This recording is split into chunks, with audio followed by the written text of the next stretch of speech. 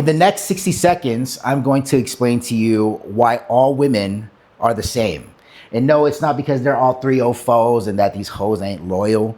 You probably won't be able to guess why. Welcome to episode 1 of The Art of Attraction. Now, I want you to take a wild guess. Who do you think this is? These are 2 different extreme archetypes of women on the opposite side of the spectrum. This is the nun.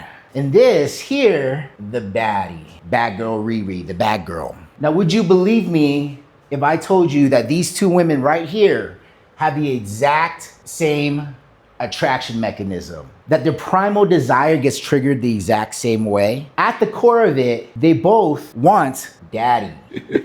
She craves the love of the father. And she craves the love of papacito or papi, whoever it might be, but they both want daddy. Now, you might be thinking that the baddie, oh, she's probably wild. Yeah, she's a bad girl. She's bad girl, Riri. Of course, she likes the bad guy. She's in these streets. And the nun, no way. Oh no, she sacrificed her life to a life of purity. She is a child of God. Now, let me introduce you to a man named Casanova. Casanova was the all-time classic bad boy of the olden days, back in the, when people still rode horses and whatnot. Casanova was daddy. So Casanova lived a life of passion, of adventure and risk. In other words, he had a soul.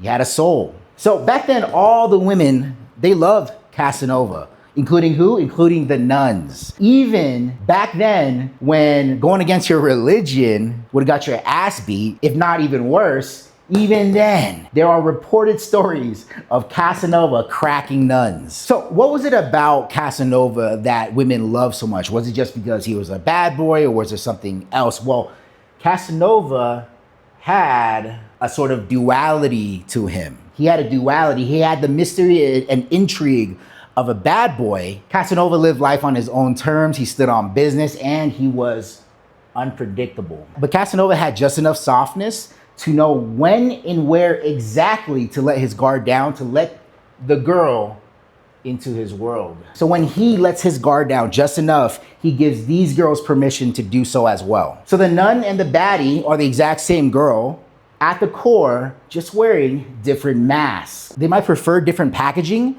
but they are attracted to the exact same thing. That thing I'm gonna break down in the next episode, so follow along if you wanna know more.